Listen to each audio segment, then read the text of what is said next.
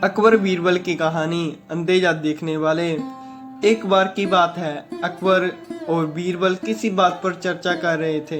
तभी एक क्षण ऐसा आया जब राजा अकबर ने बीरबल में हर 100 आदमी के पीछे एक अंधा व्यक्ति होता है।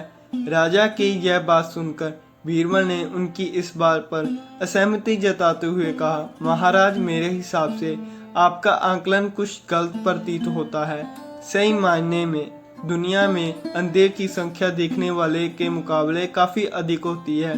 बीरबल का यह जवाब सुनकर राजा अकबर को काफी आश्चर्य हुआ। उनके कहा, जब हम चारों ओर देख सकते हैं और देखने वाले लोगों की संख्या अधिक अंधों से अधिक ही मालूम होती है, ऐसे तो अंधों की संख्या देखने वाले के मुकाबले कैसे अधिक हो सकती है। राजा अकबर की इस बात को सुनकर बीरबल कहते हैं, महाराज, किसी दिन मैं आपको यह बात परिणाम के साथ साबित करके जरूर दिखाऊंगा कि दुनिया में अंधों की संख्या देखने वालों से अधिक है। बीरबल के जवाब पर राजा अकबर ने कहते हुए कहा, ठीक है, परिणाम के साथ इस बात को अगर तुम साबित कर पाओगे तो मैं भी इस बात को जरूर स्वीकार करूंगा। उस दिन यह बात यहीं रुक गई।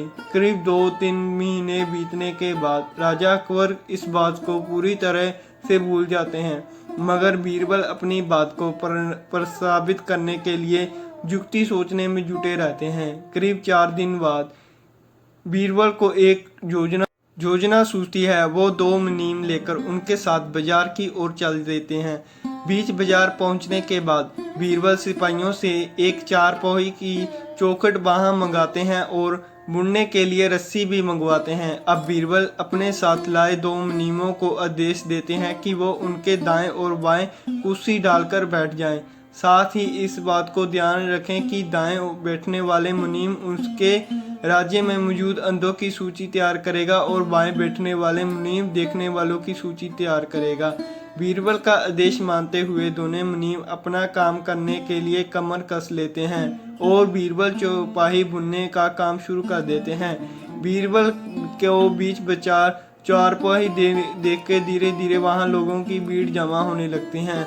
उस भीड़ में एक आदमी अपने रोक नहीं पाता और बीरबल से पूछ लेता है, आप ये क्या कर रहे हैं। बीरबल इस सवाल का कोई जवाब नहीं देते और दाएं वाले मुनीम को इशारा कि वह अपनी सूची में इस आदमी का नाम लिख ले।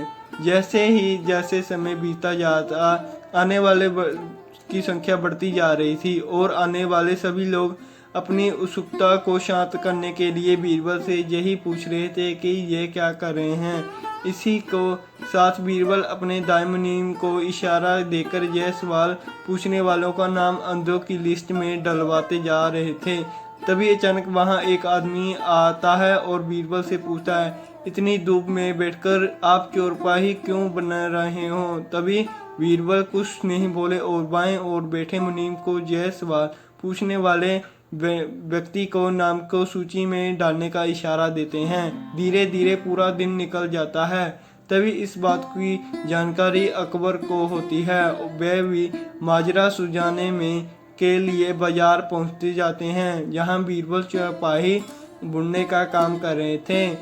राजा भी बीरबल से यह सब करने के पीछे की वजह जानना चाहते थे, इसीलिए वह बीरबल से सवाल करते हैं कि बीरबल, तुम क्या कर रहे हो। राजा का सवाल सुनते ही बीरबल अपने दाएं वाले बैठे मुनीम को आदेश देते हैं कि अपने अंधों की लिस्ट में महाराज अकबर का भी नाम शामिल कर दो। बीरबल की यह बात सुनकर राजा अकबर थोड़ा गुस्सा आया और आश्चर्य भी हुआ।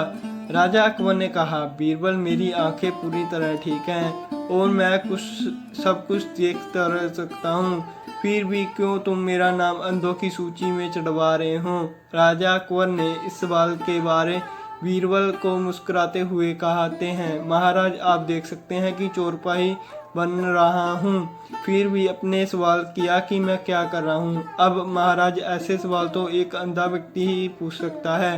बीरबल का यह उत्तर सुनकर राजा अकबर को समझ आ गया कि वह कुछ दिन पहले की बात को परिणामित करने के लिए सब कुछ कर रहे हैं। यह बात समझ में आते ही राजा अकबर भी मुस्कुराते हैं और पूछते हैं, बीरबल तो फिर बताओ कि तुमने अपने इस प्रयास से क्या पता लगाया? बताओ, देखने वालों की संख्या अधिक है या अंधों की?